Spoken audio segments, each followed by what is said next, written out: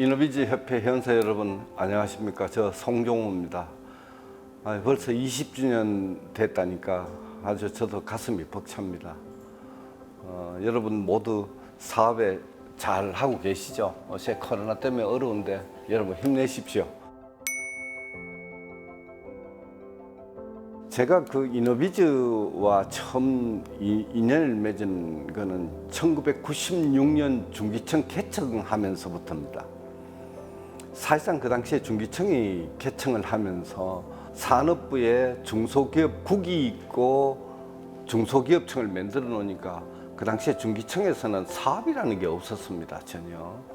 그래서 제가 그 당시 제가 기술개발과에 서기관으로 있었는데 그때 만든 사업이 기술혁신개발 사업입니다. 이 기술혁신개발 사업이 그 당시에는 조금 획기적인 사업이었습니다. 왜 그러냐면 우리나라 기술개발 사업의 기술개발 주체는 전부 다 대학이나 연구원이었습니다. 그런데 그걸 법을 만들어서 중소기업이 기술개발 주체로 한번 해보자 해서 기술혁신개발 사업이 시작되는 겁니다. 그러니까 기술개발 사업의 과제의 주관은 중소기업이고 참여가 대학이나 연구원이 오는 획기적인 그 당시만의 제도였습니다. 그게 아마 400억으로 제 기억으로 시작을 했는데 지금은 뭐 중소기업부에 뭐 몇 조같이 커졌을 겁니다.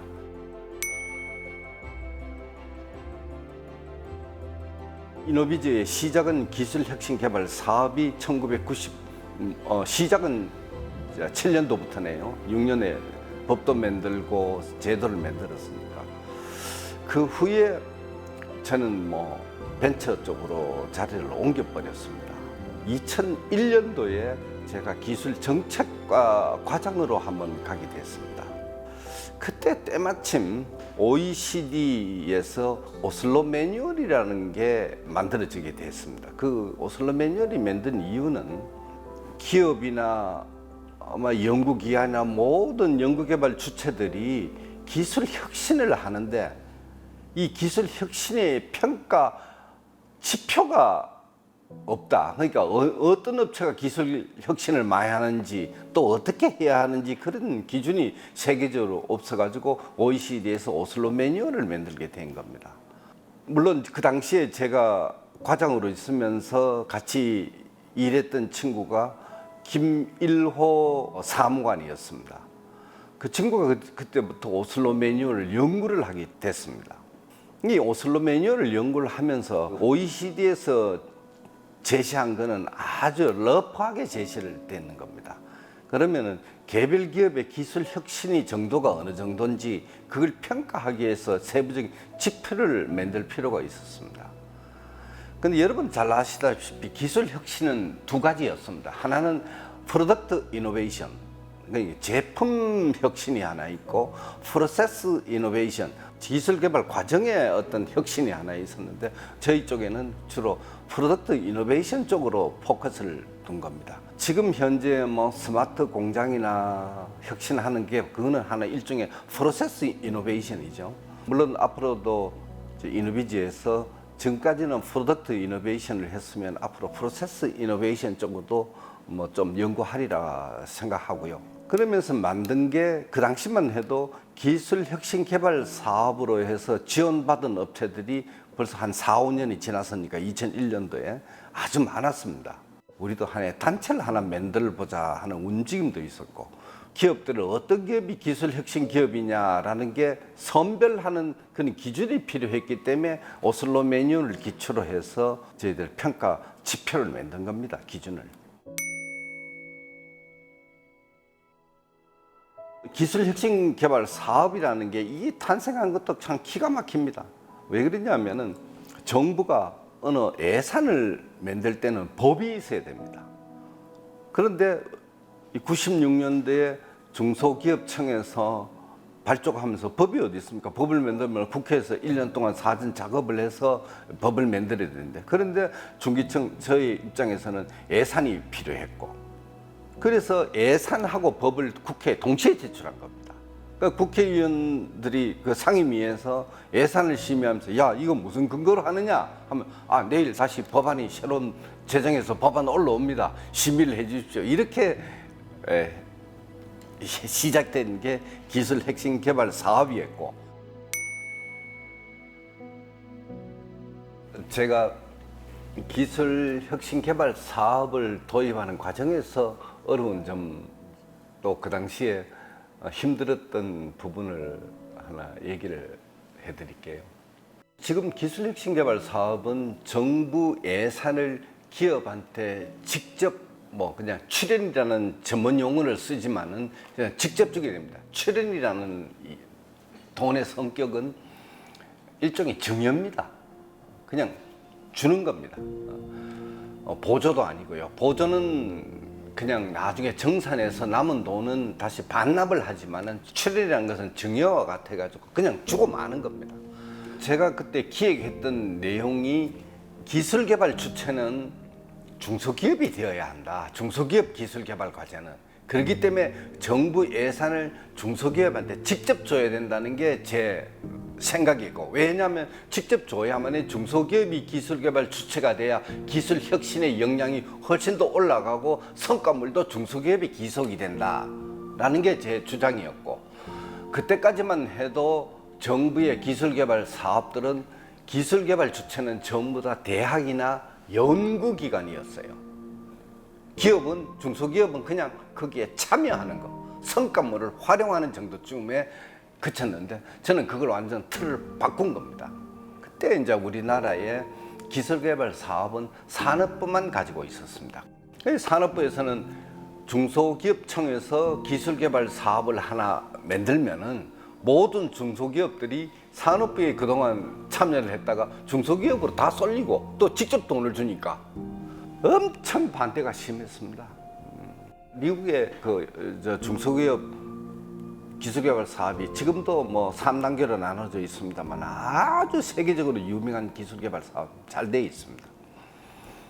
그 기술개발을 어느 정도 저도 벤치마킹 한 거고요. 산업부에는 어떻든 설득을 하고, 국회를 가니까 국회의원들이 마찬가지입니다.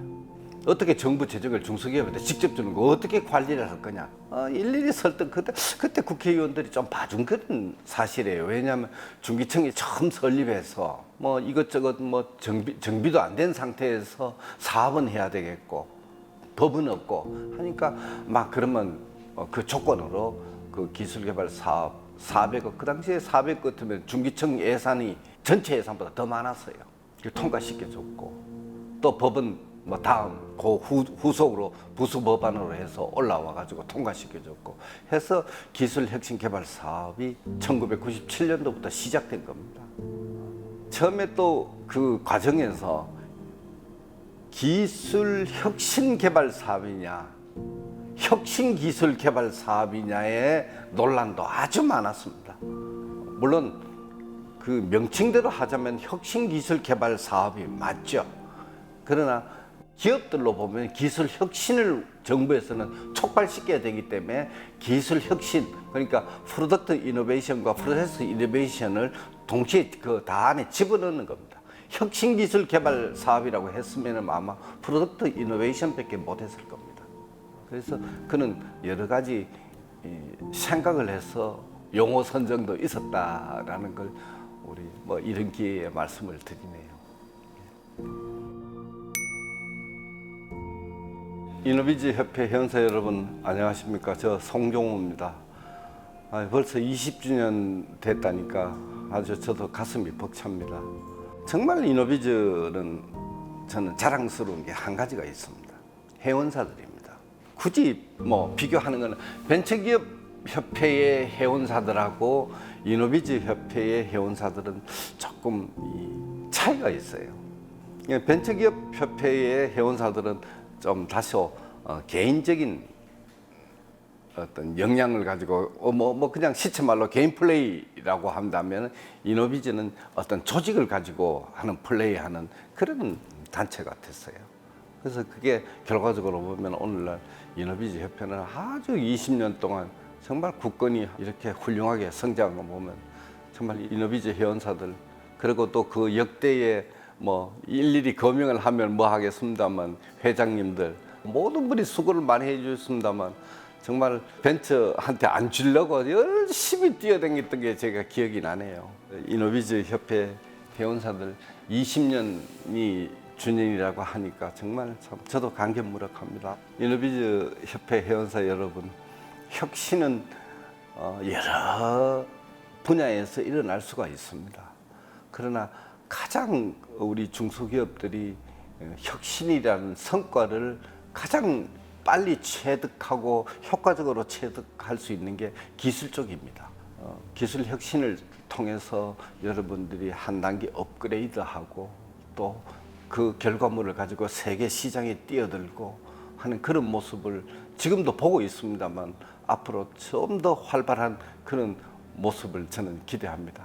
20주년을 맞이한다고 하니 여러분이 성장하는 과정에서 제가 조그만 일을 여러분과 같이 했던 게 지금 돌이켜보면 엄청 큰 보람으로 생각합니다. 앞으로 참 어려운 파고가 많을 겁니다. 중국과 미국의 어떤 무역 전쟁도 끝나지도 않았고, 가까이는 우리가 코로나도 아직 끝나지도 않았고, 또 코로나가 끝나지도 않다 보니까 소재 부품의 값이 올라가고, 최저임금이 이미 소상공인들까지도 시작이 됐고, 여러분 정말 힘이 드는 일이 많을 겁니다. 그래도 우리 이노비즈 협회 회원사들만큼은 그런 파고를 다 견디리라고 저는 믿고, 여러분 20주년을 기념해서 힘내십시오. 화이팅!